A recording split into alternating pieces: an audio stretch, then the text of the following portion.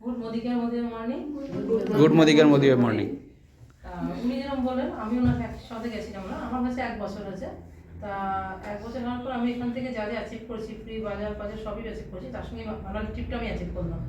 এখানে গিয়ে আমরা যেসব অভিজ্ঞতা পেলাম, আমাদের একটা বিজনেস ট্যুরের সাথে সাথে আমাদের শেখাও হয়েছে। মানে এখানে আমরা সব বলতে গেলে পুরোপুরি আমাদের ফ্রি, সব হোটেল বলুন, খাওয়া দাওয়া বলুন, প্লাস আমাদের লং জার্নি, আমাদের বাস, ওখান থেকে হোটেল থেকে সব বাস দেওয়া হয়েছে। আমরা একটা হোটেল থেকে একটা হোটেল আমাদের পায়ে হেঁটে যাইনি, ওটা বাস অ্যাফোর্ড করেছি যতবার আমরা যাতায়াত করেছি।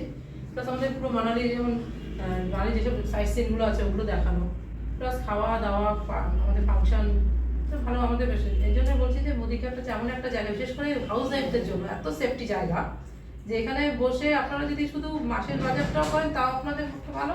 আর যদি আপনারা লোক আপনাদের এখানে কাউকে ইয়ে করতে চান, জয়েন করাতে চান, জয়েন করতে গিয়ে এটাতে জাস্ট মানুষকে ফেসিলিটিগুলো দিতে চান, তাহলে ভালো। এগুলোতে কি হবে, আপনাদের ফেসিলিটিগুলো বুঝতে পারলে যে আমাদের যে কার অ্যাচিভমেন্ট আছে, আমাদের এগুলো পাওয়া যাচ্ছে। বাড়ির জন্য এই যে আমরা ঘুরে আসলাম, এরপর নেক্সট আছে গোয়া, তারপর মালয়েশিয়া।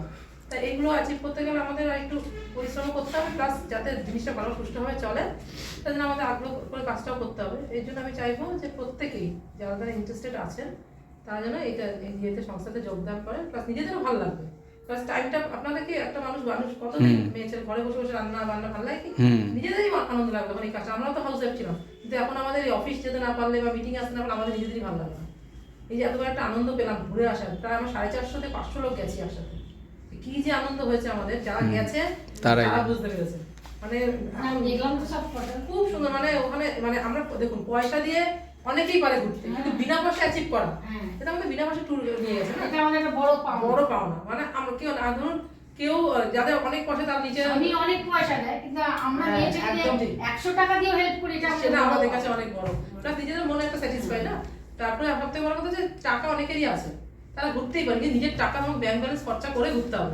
এখানে আমাদের কিছু না, সেটা আমাদের কোম্পানিকে আমরা যেরকম ভাবে কোম্পানিকে আমরা দেবো, কোম্পানি আমাদের সেভাবে একটা করে গিফট দিয়েই যাবে। তো এখানে আমি চাইবো যে যারা আসছেন, ও নতুন এসছে, আমি বলবো তুমি খুব ভালো পাবে, বাচ্চা সব নিয়ে ঘুরতে পারে। এমনকি এমন একটা অ্যাচিভ আছে আমাদের, যারা আমাদের থেকে যারা বড়, এই ডাক্তার আরো বড় পোস্টে আছে, তাদের এয়ার বেলুনে উঠিয়েছিল মানে কোম্পানি বিনা পয়সা, তার বাচ্চা শুদ্ধ। তাই এটা কোথা তুমি রোপওয়ে সব বিনা পয়সা করেছে, যারা আর কি অ্যাচিভ রেড ডায়মন্ড হয়েছে মিলিয়ন, তাদের জন্য।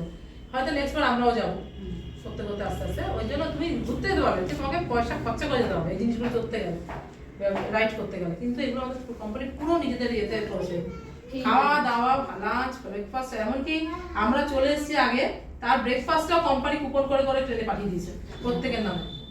তার ডিনারটা আমরা লাঞ্চ করে বেরিয়েছি, সব ডিনারটা সব পাঠিয়ে দিয়েছে। তাহলে এগুলো আপনাদের কি, আপনার কোথাও যেতে গেলে নিজেদের কিনে খেতে হবে, টিকিট সবকিছু আপনাদের নিজেদের।